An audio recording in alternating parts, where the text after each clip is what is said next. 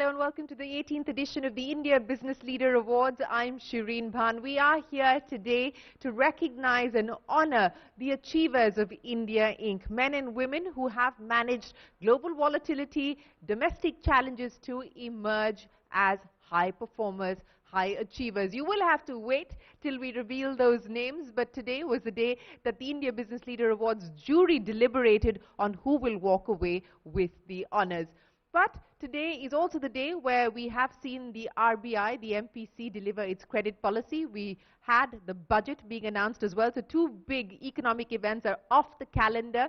And this is, of course, the start of 2023. So to get a sense of what the road from resilience to resurgence will look like, what need to be the actionables on the road ahead. Joining me now is the jury of the India Business Leader Awards. Ladies and gentlemen, many, many thanks for joining us here today. Uday, Kotak, to you first, sir. Let me start by asking you about what you made of the commentary that came in from the Reserve Bank Governor. Do you expect a pause or do you expect the tightening to continue? Shireen, I think the policy was on expected lines, but probably the feeling was that it was a little more hawkish than what the market would have expected. And it follows the Fed chair's interview last night, which again was perceived a little more hawkish than what the market expected. And you saw the US 10-year rates go back to 364. Here as well, I think withdrawal of accommodation continues. There was some expectation in some market participants that we would move to neutral. And also the inflation projections for FY24, last quarter of March 2024, is still predicting an estimate of inflation at 5.6% for that last quarter. Therefore, 6.5 is roughly about 90 basis points higher than the expectation 1 year later. Therefore, my personal view is it remains 6.5 for a while. I don't think we see reduction in interest rates, and then further tightening, though. I think you have to follow what the RBI says. At the next meeting, they will say they are data dependent. Well, let's get a quick dipstick survey here. We've got the top bankers of the country here with us. Mr. Khara, what do you make of it? Do you also think that it was more hawkish than what was estimated? I do tend to agree with Uday, but at the same time, I think we had all expected that 25 basis point increase will be there. It was already factored by the market. I would say that the kind of enablers which they have put in now in terms of, when it comes to users of UPI, even the international players who are coming, international tourist traffic, they can also use UPI when they are coming into the country. Apart from that, securities, borrowing and lending, more so for the mutual funds and the insurance company, will make this particular market more deeper, which was the need of the hour. And I would say that, yes, as far as the penal interests are concerned, there will be more order in the industry.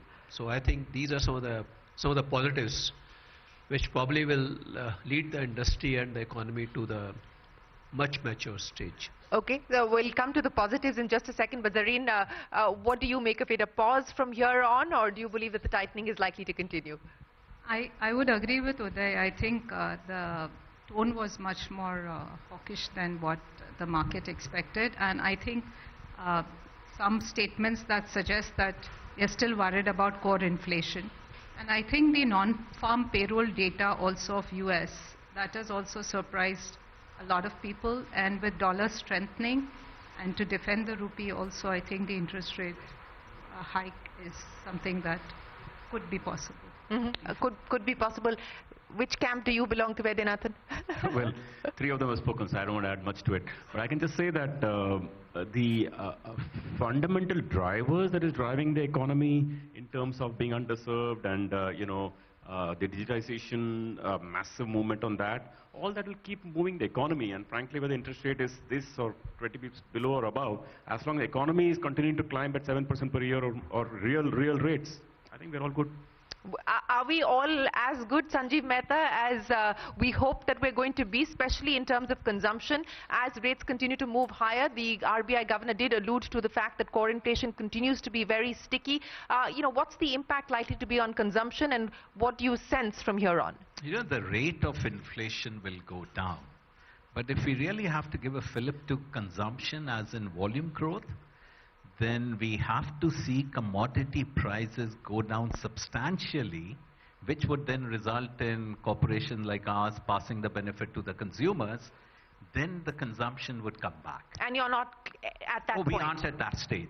Save and except a commodity or two like the palm oil, where the prices have gone down and the companies have passed on the benefit to the consumers.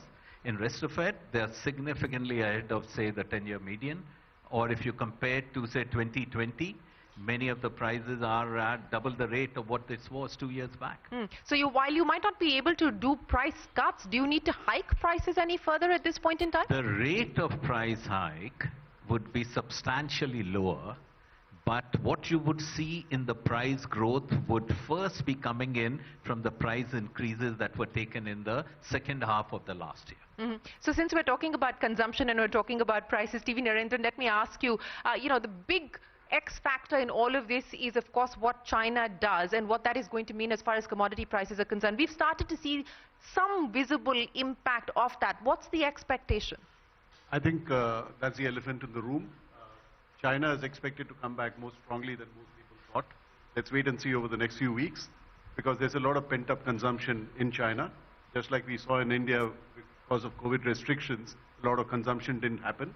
If you see what's happening in China over the last few weeks, travel is really moving, not just for Lunar New Year. There are a lot of people coming into China, traveling out of China.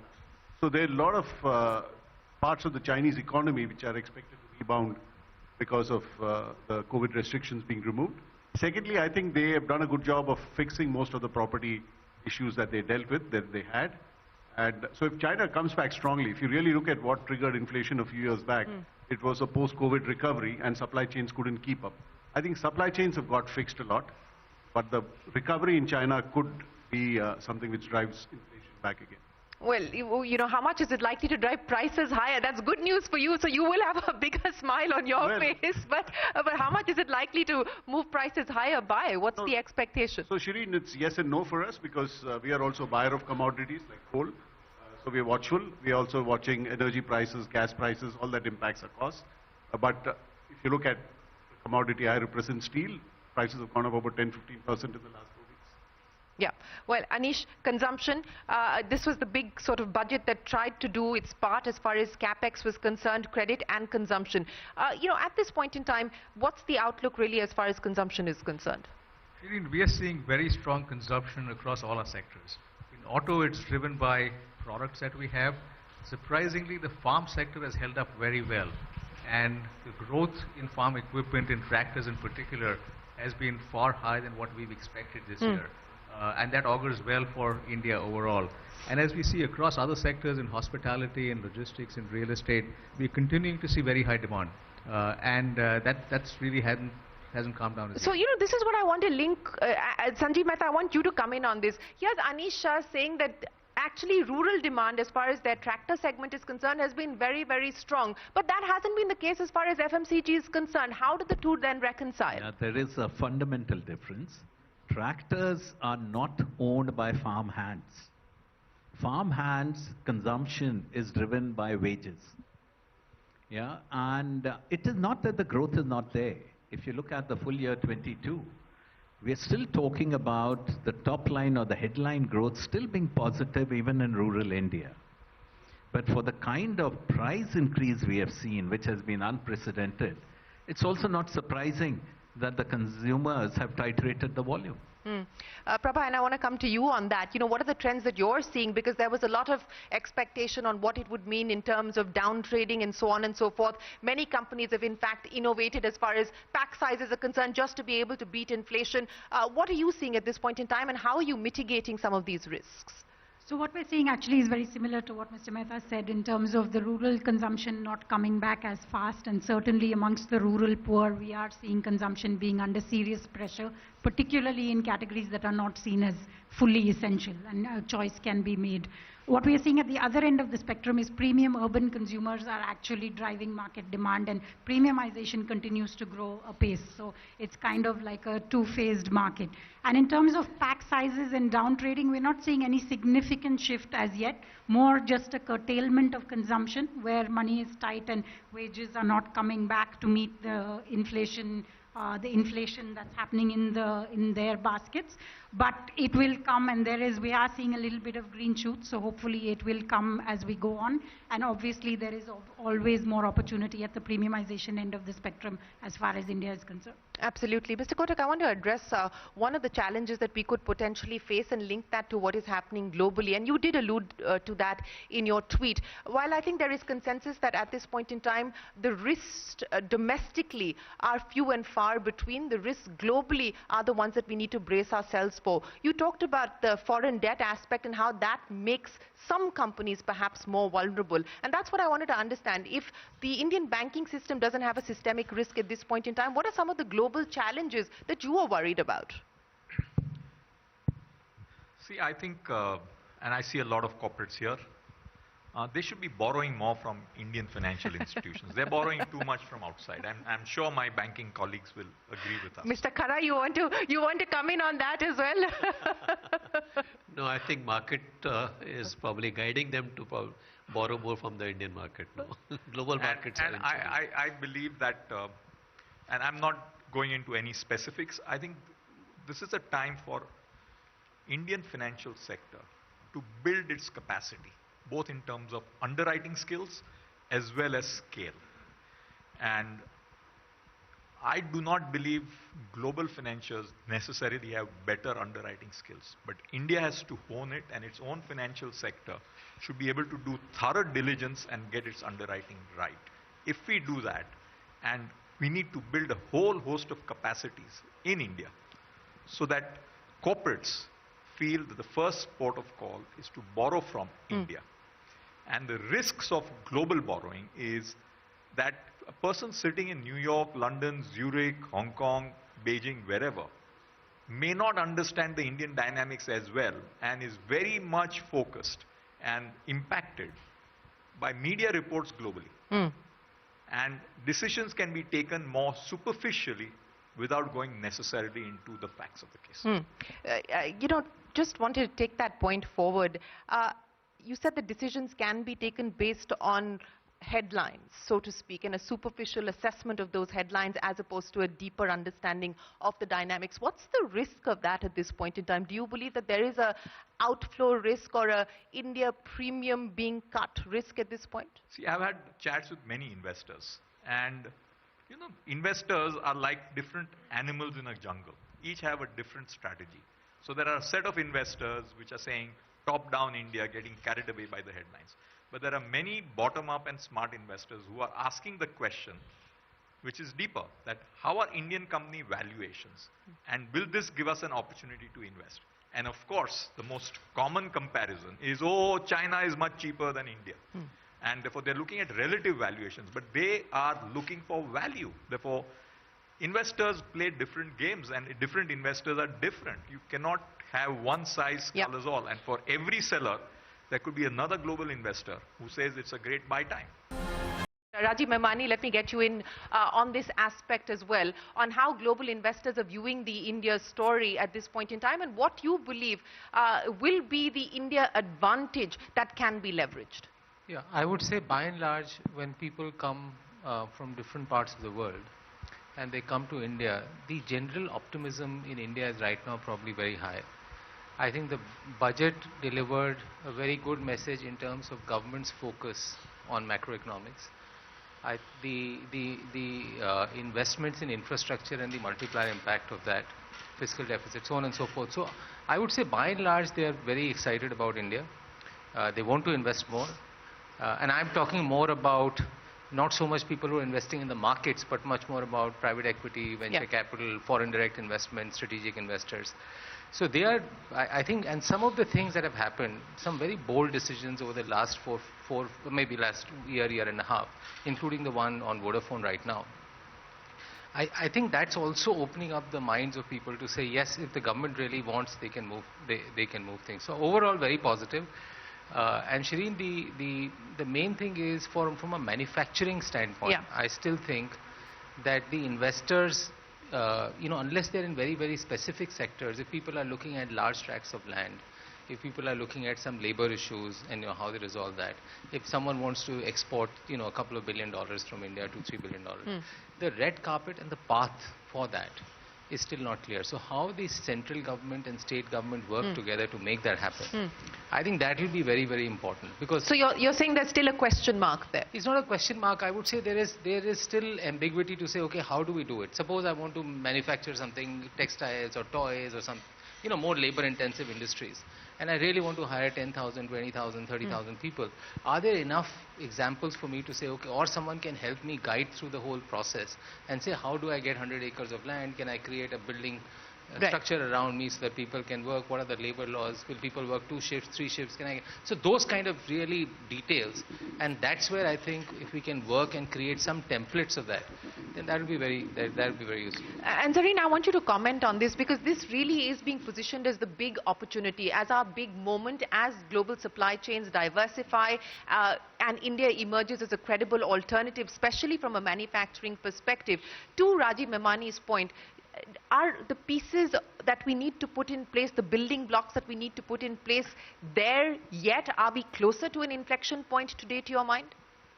I would say we are closer to an inflection point. Maybe if I look at 3-4 years back compared to that, I mean, when I went to US on my road shows, almost every MNC was very interested in India.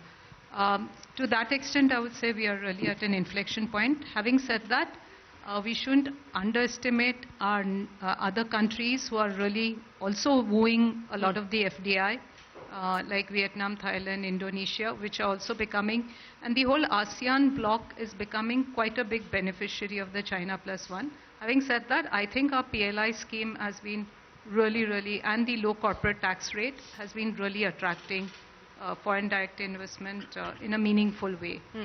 So that I think is the unaddressed part of the challenge and the opportunity. So the challenge presents itself as an opportunity as well. Adar, let me come to you now, because the expectation is that we will continue to move higher when it comes to the pharmaceutical as well as the vaccine manufacturing story. We have, of course, positioned ourselves as the global hub of the world. But how much of the quality concerns, and there have been many in the last few months, how much of that has cast a shadow on the industry at this point in time, as well as the way that the industry is being viewed globally?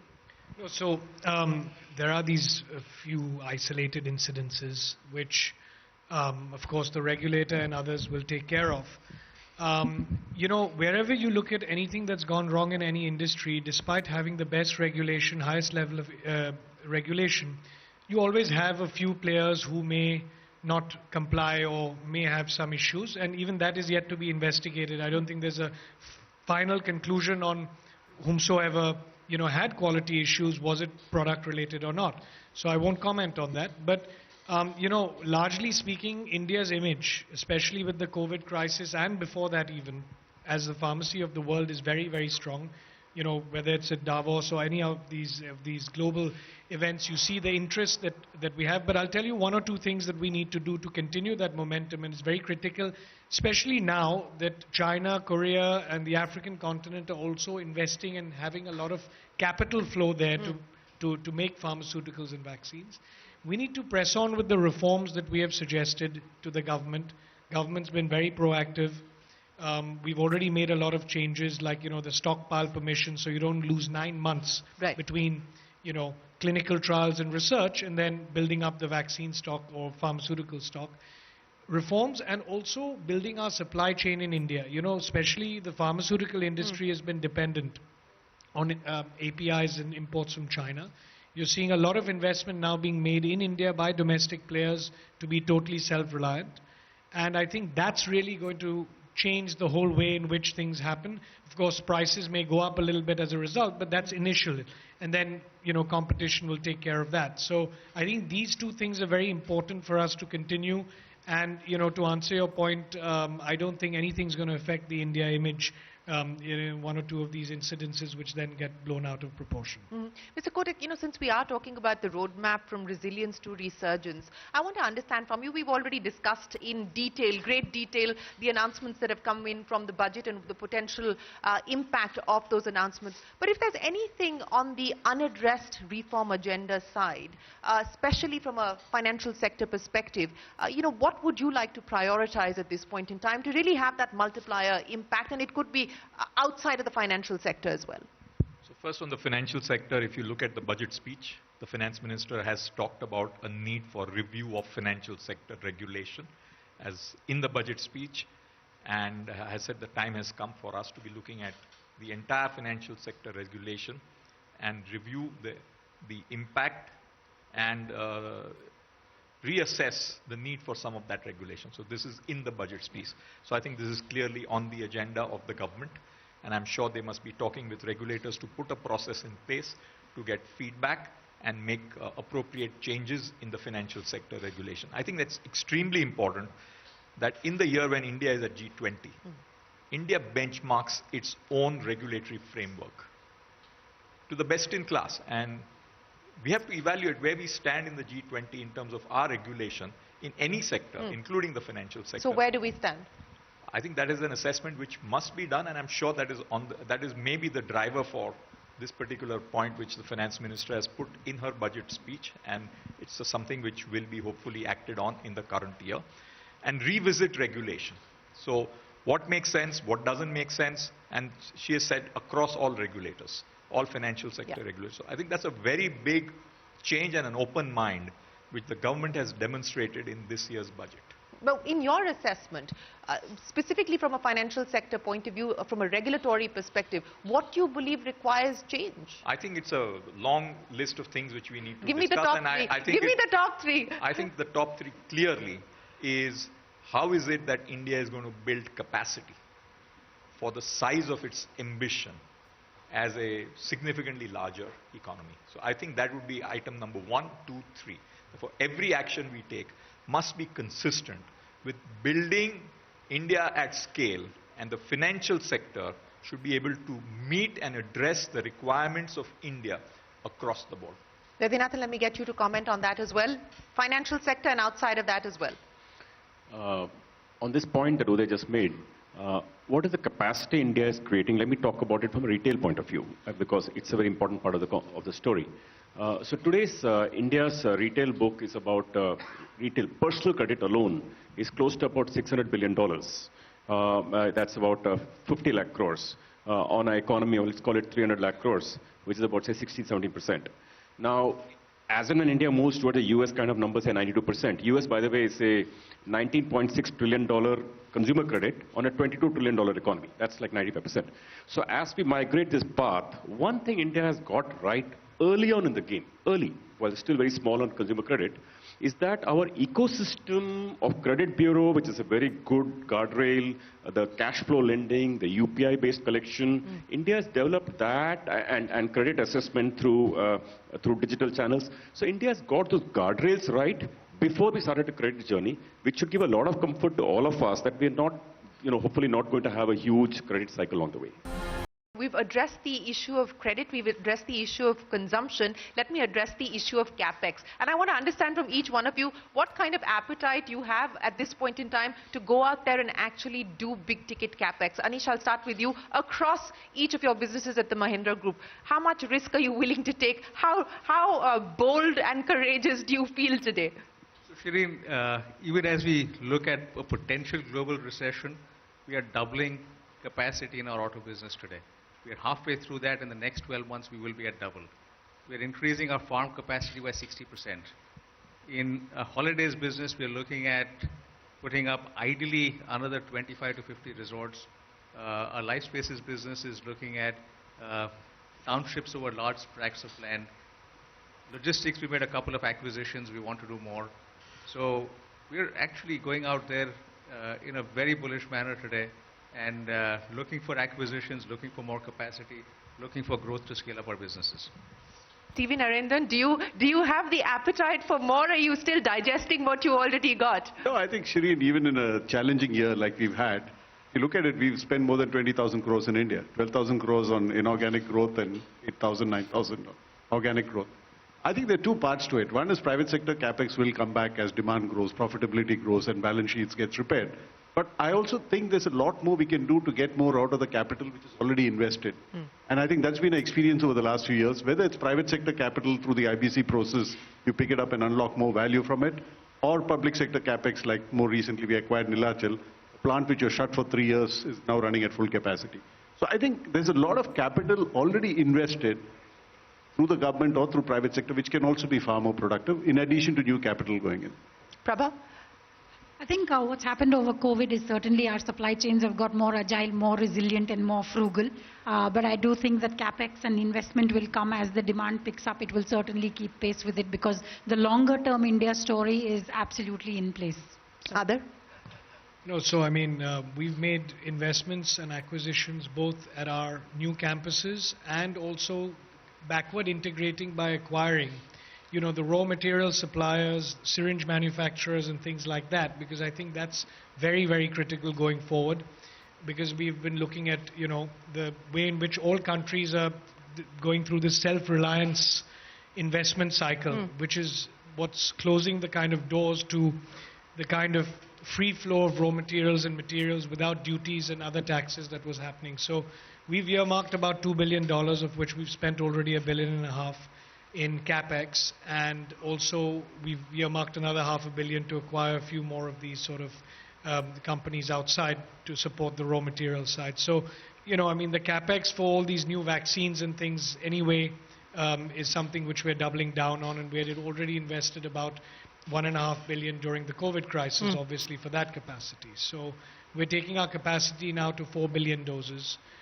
Which makes it, you know, very, very... And international acquisitions to ensure safety of your supply chain, that's the focus. Well, that, and we've made some in India as well, you know, with some partners from Germany, so we're doing that now. Zarin, what's the sense that you're getting in terms of lift-off as far as private capex is concerned when you talk to people?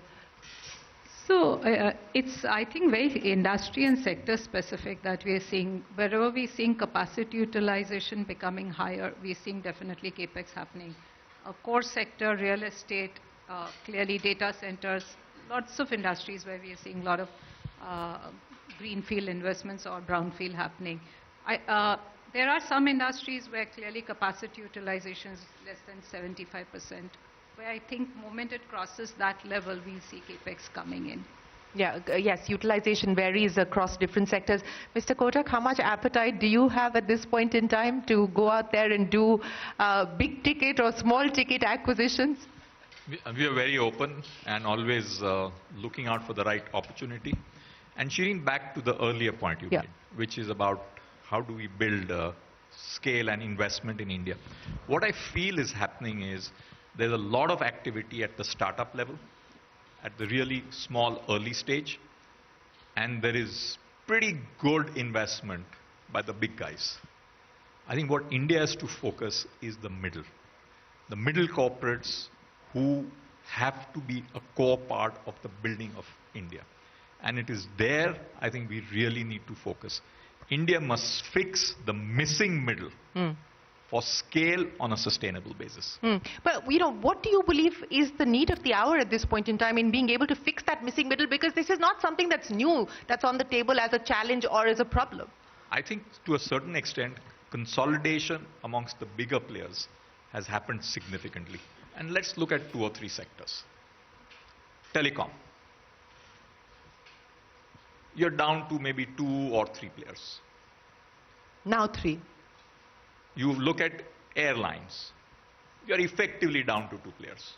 Yeah. You look at steel, 2 big guys are really running away. Where is the larger middle India to go out there and compete, becoming middle from small and middle becoming large so that many flowers can bloom? So we have startups, we have the big guys. We got to create the middle for building a sustainable and a resilient India as you started. You know, that's an important point that you make, Mr. Kotak, and let me get TV Narendran to comment on this. You know, to his point that we've now got these monopolies being created across different sectors. We've got, you're smiling. I wouldn't use that word. Okay. We wouldn't be making losses if there was. Dominance. But to his point on how do we encourage the missing middle to flourish as well? No, I think that's important, but we also need to look at industries which have to compete globally, need global scale. There's a Chinese steel company which produces more steel than all of India put together. Right? Bao Steel is bigger than the steel industry of India. So if you have to compete with global players, you need scale. So you need the big guys to also scale up because India should be competitive, Indian industry should be competitive. But I agree with Uday because there's also very big role for the smaller players. I mean, there's no big manufacturing economy on the world which doesn't have a strong MSME sector. They are world-class MSME companies. They may not be big in size, but they're world-class in quality. I think Germany is a great example. Korea is a great example. Italy is a great example. So I think I agree with Uday that we need to build that capability. The big companies also need to play a role there because a lot of them are part of the supply chain of the big companies. So there's a lot of work that we need to do. Rajiv, Memani, to the point, and you know, this is going to be critical as we get to that 20 trillion or 26 trillion by 2030 target that you put out. 2047, sorry. 2047 target that you put out.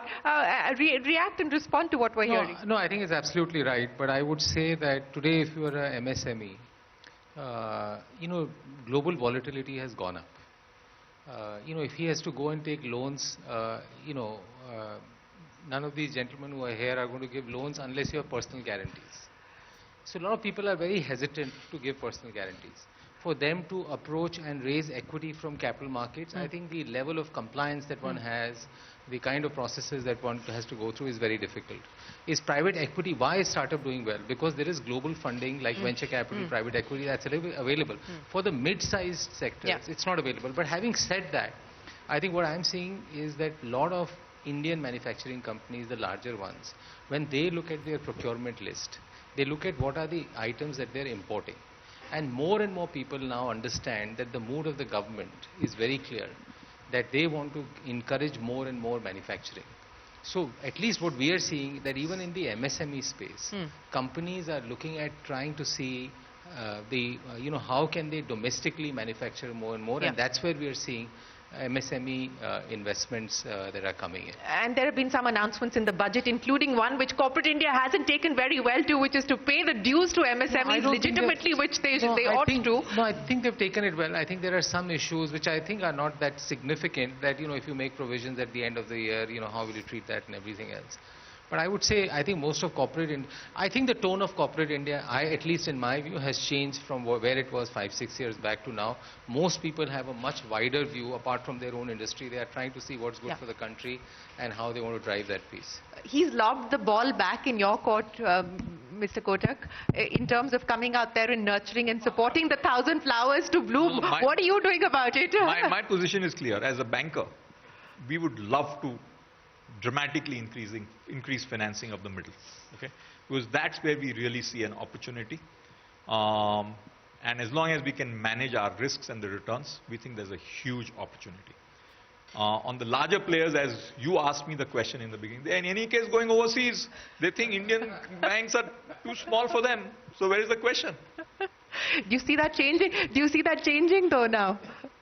Depends on them. Ask Narendran, ask Anish, ask Adar and other corporates you talk to. He's lobbing the ball back in your court. Now, Anish, I'll get you to start responding to Mr. Kotak. So on this, we borrow from Indian banks only. The service is great. The rates are actually lower than what we can get from outside, given the credit rating we have. The only thing is we don't borrow too much, and we've been generating lots of cash, so we've been repaying whatever little we borrowed. So therefore, we don't count in the sort of list of borrowings as such. But on the middle, that's a very important point. And that's also up to the industries. Because if you look at the auto and tractor industries, we've developed a very large ecosystem. And many of them have become large corporates in their own right, not just MSMEs. And they are supplying globally as well. So we've created a very strong ecosystem in the industries that we are in, and I think that will happen in many of our industries as we go forward. In commodities and services, yes, you may have larger players, you may have more consolidation, but as we start thinking of manufacturing in India, we will start generating a lot more MSMEs that will graduate beyond that. Comments from each of you. And Vaidyanathan, I'm going to start by asking you, respond to, of course, the points that were made here, but also the single biggest risk as well as the single biggest opportunity that you believe we ought to focus on. To Rajiv's earlier comment, and single biggest opportunity according to me, in that context, this concept of cash flow financing has been repeated so many times that people are almost not taking it seriously, but it's an extremely important thing. So today, you see an entrepreneur's bank statement, money in the bank. Cash flow is not real cash. Cash is like what is money in the bank. So you're able to see the money in the bank, almost take an X-ray of it, process it, and give a credit. And you can give credit without assets, but it's as secure as taking assets as security. So my view, therefore, is that the biggest gap that India had for 40, 50 years, that small entrepreneurs don't get credit, because of the availability of digitization and cash flow evaluation, is going to dramatically change. Which is the reason you're seeing that the SME credit, which had the highest NP among state-owned banks historically, like 14%, 15%, now it's not even 2%, 3%. So that's a very big opportunity I see for going ahead. I think this is massive for India. Large corporates anyway get a lot of credit, no issue there. It's the small and the medium, which I think is like a big deal. To give you one number, the MSME credit in India right now is about like 15 lakh crores. Our own estimate is that 15 lakh crores will touch 30 lakh crores in a safe manner in the next 4 or 5 years. So almost double over the next 4 or 5 years. Yes. Prabha, the big risk that you're bracing yourself for and the big opportunity that you're working towards. Actually, Shireen, they're both identical, because if we can get penetration and consumption in rural India, that's the biggest opportunity by far. And if it doesn't come, that is truly the biggest risk as well to our business. So it's probably two sides of the same coin. And I want to add one wish list, so to say. I mean, I've never succeeded in this wish list, but I'll ask it again. In the sense that the corporate tax rate today for everybody is very fair. 25% is pretty attractive. But small entrepreneurs should not be at 25. I've always been arguing that we need a progressive tax code, even for corporates, so that small entrepreneurs start paying maybe 5-10% tax rate at that marginal. It will make a big difference to the cash flow, will big difference to lenders' ability to lend anyway. It will change the game. Well, now this game-changing idea will probably have to be considered by the Finance Minister for Budget 2024. Big risk, big opportunity, TV Narendran. Opportunity for me is the digital infrastructure that India has built, and I think that's bringing in more formalization of the economy, more access, etc. I think we can leverage that more and more. Risk to me is a little bit more on what happens post-China. Will oil prices go up? Will our energy bill go up? Our current account deficit is not in a great shape. Will our exports pick up because if the rest of the world is struggling? So I think we need to watch the current account deficit and oil prices. Rajiv, Memani? I think energy and geopolitics, I would say, are the two biggest risks. I think opportunity, and I'm sort of going back to the industry that I belong to, I would say the speed at which digitization is happening in India and also globally, and India now becoming the central point of that, I think that's really becoming a massive, massive opportunity. I mean, if we were to just talk about ourselves, this year we'll probably be hiring more than 40,000 people. And I think that we'll probably have more than that next year. So that opportunity... So 40,000 2023 and double of that, or no, close, 40, or more than that, more than that next year. Yeah. So, and that's really the way technology is transforming at a massive space, both here and more so, what's happening outside India and the quality of work that's getting done in India. Zarin? I think on the risk, it's more the global volatility. To my mind, it's the unknown for a lot of us. In terms of opportunity, I think it's more how do you leverage the digital infrastructure to do better lending and reduce your cost to serve. To my mind, that's the opportunity. Anish? The risk is inflation, commodity prices and oil. The opportunity for India and for us is manufacturing excellence. How can we create a manufacturing hub in India and supply the rest of the world? Mr. Kotak, you had warned us of the risk of inflation, the wolf of inflation. I remember pre-COVID, and you've been sort of reiterating that risk, and we've seen what's happened since then. At this point in time, as you look at your dashboard, what's flashing red? I think the good news is I'm struggling between whether we are in a story of Goldilocks or Cinderella. Cinderella has a problem of midnight. Goldilocks is Goldilocks. So we are in a good place. But the question which always comes to me from a risk point of view in my mind is, I think about current account deficit of a country as a profit and loss account. And India has had that challenge of having a negative profit and loss account for as long as I can remember. For a true resilient India, we should reach a point where we are not dependent on external financing for meeting our imports. And that is something which is very critical. And if geopolitics and other challenges happen, a current account deficit means we need dollar checks to fill our hole. We have to correct that over a period of time. But it doesn't seem to be correcting itself over a long period of time. So that is one thing which always bothers me. On the positive side, I think the finance minister mentioned in her budget about how per capita income. You know, we like to talk about India becoming the fifth largest economy. That's great in the big picture, but we have a denominator challenge. We have 1.4 billion people. Therefore, when you divide it, our per capita, as she mentioned, is 1,97,000 rupees, which is $2,500. The opportunity for every one of us is how can we take this $2,500 per capita and not absolute GDP to $10,000 per capita. That is the single biggest opportunity for us to achieve in the next period as we look about. Next period means what? It depends on what rate you compound. That is it. And what rate you compound and to what extent your currency holds. If your currency keeps on also depreciating, per capita $10,000 is a moving target. But we must work towards a goal of a per capita target in addition to absolute GDP target. So Rajiv, next time you have a 2047. Our report was on per capita. On per capita. I have to say. $2,500 going to $15,000 in 25 years, and that's India's biggest opportunity. Even if it's 12,500, it's fine. I agree. That is India's biggest India has to not only move from the lower end of middle income. Yeah. Probably we are just below the lower end of middle income to above the middle income, because we have to get beyond the middle income trap as well. And that is something which I think is one of the biggest opportunities for India and every Indian. I'm curious, why Cinderella? Cinderella, because you know, it's back to... No, because it's a very specific, it's a short time window that Cinderella had to go out there and sort of party, so to speak. So we are in good times. We just got to make sure it is Goldilocks and not Cinderella. Well, let India be Goldilocks and not Cinderella. That is the perfect note to end this conversation on. Many thanks to our jury members for joining us here this evening. Thank you so much for your time and for your insights. We will, of course, be back with the winners of the India Business Leader Awards in a short while from now. We keep the suspense going for a little bit longer. But from all of us here on the team, for now, goodbye and many thanks for watching.